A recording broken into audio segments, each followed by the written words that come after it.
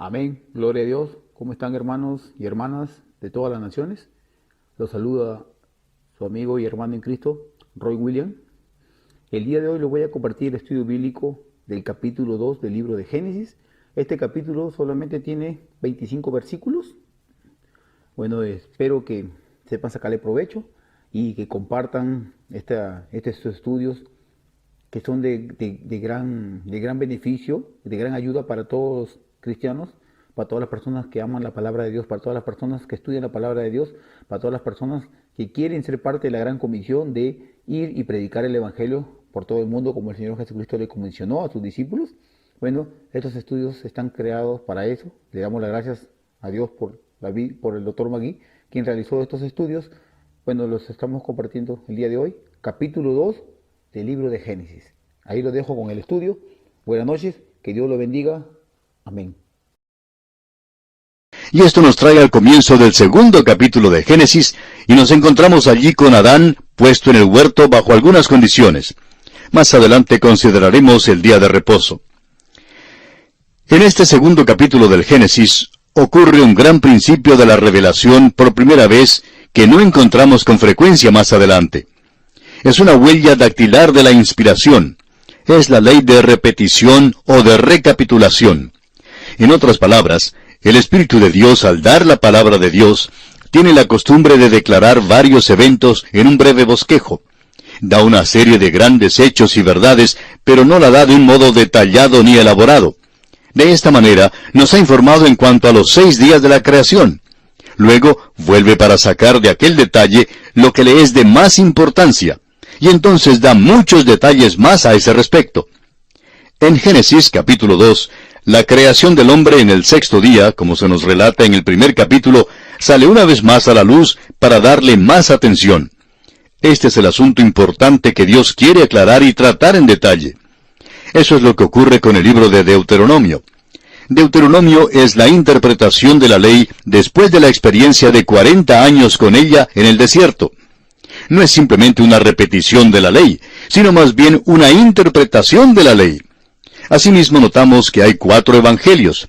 Encontramos muchas veces que se sigue este procedimiento en la palabra de Dios. Ahora el tema de este capítulo 2 de Génesis es la creación del hombre. Es esta la que saca a Dios del relato de la creación y nos la explica con más detalles. Aunque la creación del hombre es el tema del capítulo 2, encontramos que empieza aquí con el día de reposo. Dice el capítulo 2, versículos 1 hasta el 3, «Fueron pues acabados los cielos y la tierra y todo el ejército de ellos. Y acabó Dios en el día 7º la obra que hizo, y reposó el día 7º de toda la obra que hizo. Y bendijo Dios al día 7º y lo santificó, porque en él reposó de toda la obra que había hecho en la creación». Ahora no perdamos de vista la importancia que tiene el día de reposo. ¿Qué quiere decir cuando dice que Dios reposó de la obra que hizo? Significa que Dios se cansó y que se sentó un día y dijo, bueno, trabajé mucho en esta semana. Han sido unos días muy agitados. He trabajado más de 40 horas en esta semana y necesito descansar. Amigo oyente, sería una verdadera tontería mirarlo desde este punto de vista. Dios reposó de su obra. Eso quiere decir que cuando Dios terminó sus 6 días, pudo mirar todo lo que había hecho y ver que era buenísimo. No le quedaba más que hacer. Cada vez que salgo de la oficina, siempre queda mucho trabajo que hacer en el escritorio y trato de meter algunos papeles en el portapapeles para llevarlos conmigo. Nunca me ha sido posible sentarme para decir, lo he terminado todo, no me queda más trabajo que hacer. Pero eso es lo que Dios hizo. Al final de los 6 días, Dios reposó al 7º día porque su obra fue terminada. Esa es una de las grandes verdades espirituales que debemos notar. Ahora, en los capítulos 3 y 4 de Hebreos, se nos dice que entramos en reposo. La palabra es la misma como para el día de reposo. Entramos en su día de reposo. ¿Qué significa?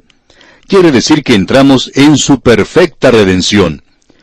Cuando Cristo murió hace 2000 años, por usted y por mí, en la vergonzosa cruz del Calvario, obtuvo allí una redención perfecta para nosotros.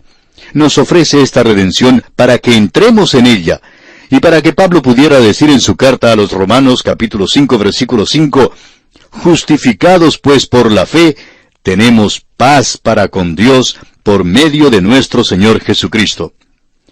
Amigo oyente, yo no tuve que hacer absolutamente nada para obtener mi completa salvación.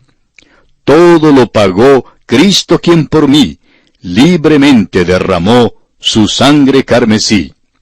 Esto es lo que cantamos al final de cada programa. Hagamos ahora un sumario de los primeros 5 días de la restauración.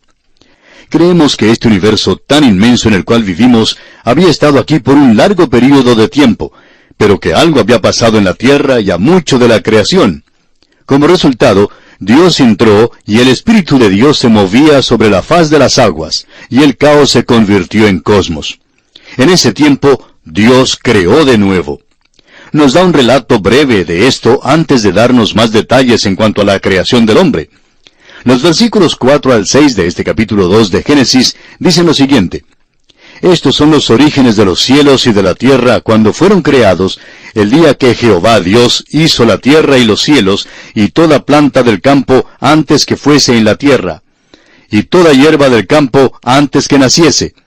Porque Jehová Dios aún no había hecho llover sobre la tierra, ni había hombre para que labrase la tierra, sino que subía de la tierra un vapor, el cual regaba toda la faz de la tierra. En realidad esta palabra orígenes en el hebreo quiere decir familias. Este libro del Génesis no es solo el libro de orígenes, sino también el libro de familias. Estas son las familias de los cielos y de la tierra. Ahora fijémonos que un vapor de la tierra regaba toda la faz de la tierra. Y eso estuvo aquí antes de que el hombre estuviera en la tierra. Empezamos a ver y descubrir el propósito de Dios en el capítulo 1. Estaba preparando un hogar para el hombre que Él hizo.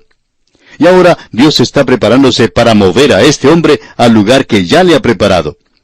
Creemos que esta es una de las cosas más notables que se encuentran en esta sección particular que está ante nosotros. Consideremos ahora el método de la creación del hombre. Hemos visto en el capítulo 1 que la materia inorgánica fue creada de la nada. Eso se encuentra en el primer versículo, donde dice que en el principio creó Dios los cielos y la tierra. De la nada a la materia inorgánica fue el primer paso. Luego hubo la creación de lo inorgánico a lo orgánico, es decir, la vida. Eso se encuentra en el versículo 21, donde Dios creó grandes monstruos marinos y todo ser viviente. Creó la vida animal. Surge entonces la pregunta de si creó la vida vegetal. Por lo visto, la vida vegetal no había sido destruida. La semilla evidentemente ya estaba en la tierra. No deseamos ser dogmáticos en cuanto a eso, pero parece ser la implicación cuando Dios mandó a la tierra que produjera hierba verde y hierba que daba semilla. Como ya hemos dicho varias veces antes, Dios nos da muy pocos detalles en cuanto a esto. Ahora pasamos de lo orgánico a la creación del hombre, y por tanto no es una transición. La evolución no puede llenar el vacío que nos lleva a la aparición de seres inteligentes en la tierra. La tierra estaba preparada ahora para la venida del hombre. Dice el versículo 7 de este capítulo 2 de Génesis: Entonces Jehová Dios formó al hombre del polvo de la tierra, y sopló en su nariz aliento de vida, y fue el hombre un ser viviente. Una vez más nos vemos limitados aquí por lo que nos dice Dios. Físicamente Dios formó al hombre del polvo de la tierra. Es muy interesante que nuestros cuerpos se componen de unos 15 o 16 elementos químicos. Aquellos mismos elementos químicos están en la tierra.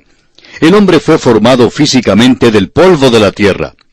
En realidad se puede destilar nuestros cuerpos físicos y separarlos en los elementos químicos de los cuales somos hechos.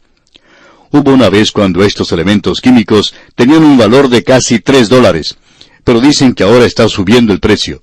Pero esto es lo que en verdad valemos, porque fuimos físicamente formados del polvo de la tierra. Pero el hombre es más que polvo. Físicamente, polvo es, y al polvo volverá. Pero su espíritu va a Dios. ¿Por qué? Porque Dios sopló en su nariz aliento de vida, y fue el hombre un ser viviente. Ahora, ¿qué es lo que Dios le sopló? Le sopló el aliento de vida, el cual le dio la vida que es física, vida que es psicológica y vida que es espiritual. En otras palabras, el hombre entra en una asociación maravillosa con su Creador. Tiene una capacidad para Dios y se encuentra en su mismo ser. Esto es lo que separa al hombre de todas las demás criaturas que hallamos en el universo de Dios. Claro que hay los ángeles, pero créanos que es muy poco lo que sabemos de ellos. Cualquier teoría de la evolución, inclusive la evolución teísta, no puede dar cuenta de la palabra humana, ni pueden explicar la conciencia humana, ni la personalidad humana. Estas son tres cosas con las cuales la evolución tiene algo de dificultad. Uno puede tomar los huesos de un hombre y compararlos con los huesos de algún antropoide, y ver una semejanza notable en sus huesos. Sin embargo, nos dicen que hay una divergencia amplia también. Pero es de esperarse que hubiera una cierta semejanza, porque Dios hizo mover a los dos en el mismo ambiente, y naturalmente la carrocería sería igual. Hay una similitud muy notable entre la carrocería de un automóvil Ford y un automóvil Chevrolet. Pero mejor es que no se lo digamos al comerciante local de la Ford o de la General Motors, porque le dirá que hay una diferencia vasta entre las dos. Sin embargo, la carrocería ha de tener algo fijo sobre las cuatro ruedas, y una rueda ha de ser colocada en cada esquina, y hasta cierto punto, pues la carrocería tiene que ser cuadrada. Las dos han de fallar en la autopista a las 5 de la tarde, de modo que las dos necesitan tener balance, y las dos necesitan tener máquina. Deducimos, pues, que son semejantes, y sin embargo, no son exactamente iguales. Ahora, el hombre y los animales tienen similitudes, pero el hombre es una criatura muy diferente. Dios sopló en el hombre el aliento de vida, y el hombre llegó a ser un alma viviente. Formidables y maravillosas son las obras de Dios, y esto debemos siempre tenerlo presente. Consideremos ahora el sitio geográfico del hombre. El versículo 8 de este capítulo 2 de Génesis dice: «Y Jehová Dios plantó un huerto en Edén al oriente, y puso allí al hombre que había formado». No podemos decirle dónde estaba exactamente el huerto de Edén. Estamos seguros que estaba en alguna parte del valle entre los ríos Tigris y Éufrates. En efecto, pudiera haber estado en todo el valle. Aquel valle originalmente fue un lugar muy fecundo y todavía lo es. Es una parte de la fértil creciente verde, y en un tiempo sembraron grano allí. Simplemente recogían la cosecha porque crecía ella misma. Probablemente aquella área llegará a ser de nuevo el mismo centro de la tierra. Dice ahora el versículo 9 de este capítulo 2 de Génesis: «Y Jehová Dios hizo nacer de la tierra todo árbol delicioso a la vista y bueno para comer, también el árbol de vida en medio del huerto y el árbol de la ciencia del bien y del mal». Estos son árboles extraordinarios que se mencionan aquí específicamente. Tenemos el árbol de la vida y el árbol de la ciencia del bien y del mal. No podemos decirle mucho acerca de ellos porque, francamente, no se encuentran hoy en día. Han sido quitados de la escena. Pero había de toda clase de árboles, y notamos que eran deliciosos a la vista, y también buenos para comer. Había belleza en ellos, y también había el lado práctico en que eran buenos para comer. Es como entrar en una mueblería donde el ebanista le dice que un mueble es muy bello, además de ser muy práctico, funcional. Por tanto, estos árboles en el huerto de Edén eran tan bellos como funcionales. Y vamos a detenernos aquí por esta oportunidad, y en nuestro próximo programa trataremos de finalizar el estudio de este segundo capítulo del libro de Génesis.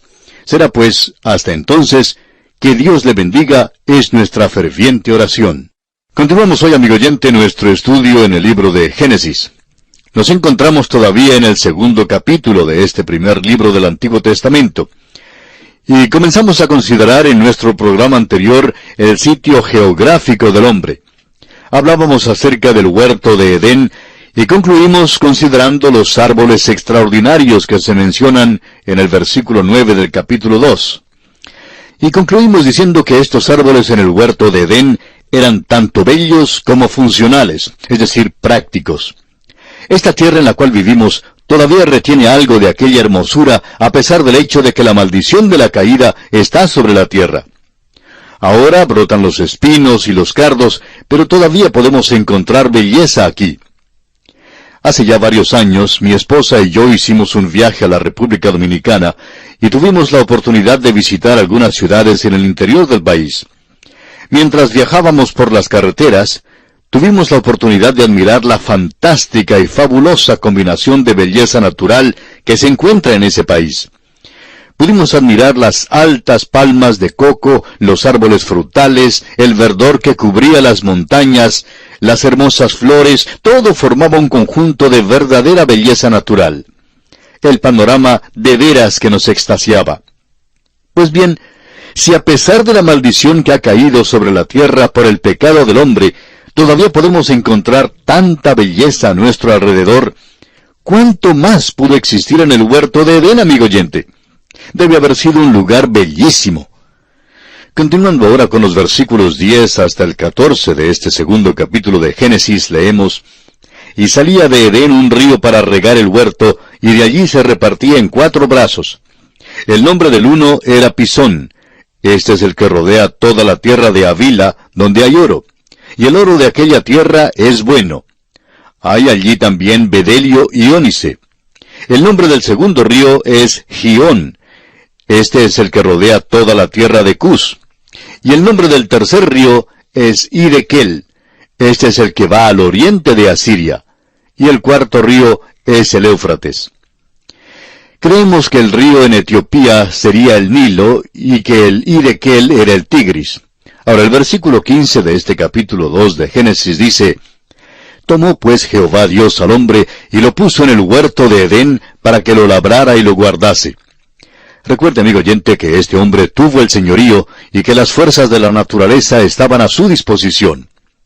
Ahora los versículos 16 y 17 dicen: Y mandó Jehová Dios al hombre diciendo: De todo árbol del huerto podrás comer, mas del árbol de la ciencia del bien y del mal no comerás, porque el día que de él comieres, ciertamente morirás.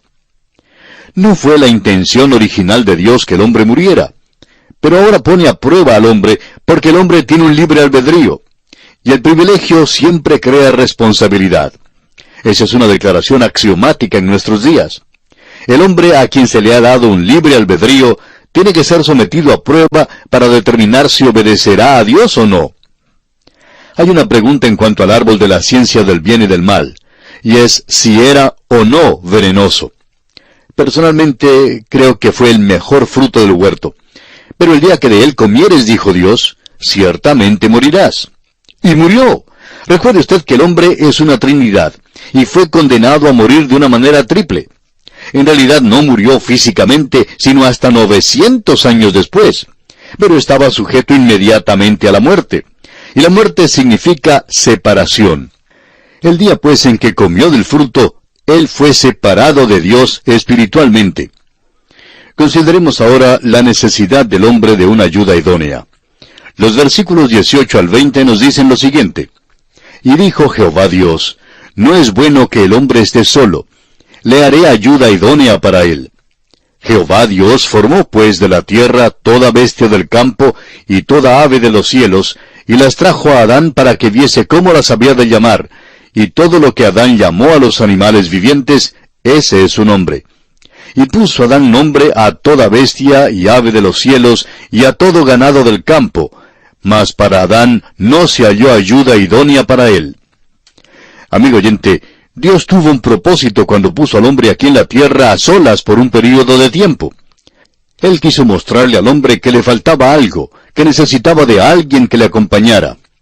Créanos que Adán era muy inteligente porque les dio nombre a todos los animales que Dios había creado. Alguien ha dicho que cuando Dios le trajo a Adán un elefante, le dijo: ¿qué nombre le pondremos a este? Y que Adán le contestó: bueno, parece ser más un elefante que cualquier otra cosa. Y supongo que así le pareció. Pero le faltaba un ayudante, es decir, alguien que pudiera ponerse de acuerdo con él y que le respondiera. En otras palabras, necesitaba un ayudante como su contraparte, su otra mitad. Un hombre es solo un medio hombre hasta cuando se casa. Y eso es muy importante entender. Ahora no estamos aquí para promover el matrimonio, pero diríamos que el matrimonio es la intención de Dios, tanto para hombres como para mujeres, y que la mujer debe responder a su marido. Veamos ahora lo que Dios hizo. Leamos los versículos 21 y 22 de este capítulo 2 de Génesis. Dice así: Entonces Jehová Dios hizo caer sueño profundo sobre Adán, y mientras éste dormía, tomó una de sus costillas y cerró la carne en su lugar. Y de la costilla que Jehová Dios tomó del hombre, hizo una mujer, y la trajo al hombre. Ella fue tomada de Adán, de la costilla de Adán. El doctor Matthew Henry dijo, Dios no la tomó de la cabeza para que no fuera superior a él, ni del pie para que le fuera inferior, sino que la tomó de la costilla para que fueran iguales. Y ese es exactamente el propósito de Dios.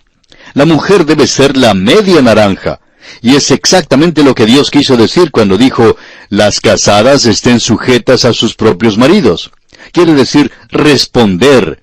Usted, amigo oyente, es la otra mitad de su esposo. Él, por su parte, es solo medio hombre. Créanos que Eva era bella. Cualquier mujer que veamos hoy que tenga algo de belleza, la ha heredado de la madre Eva. No hay ninguna belleza que ella no tuviera. Era una muñeca, era la media naranja de Adán. Ahora los versículos 23 al 25 nos dicen lo siguiente. Dijo entonces Adán, esto es ahora hueso de mis huesos y carne de mi carne.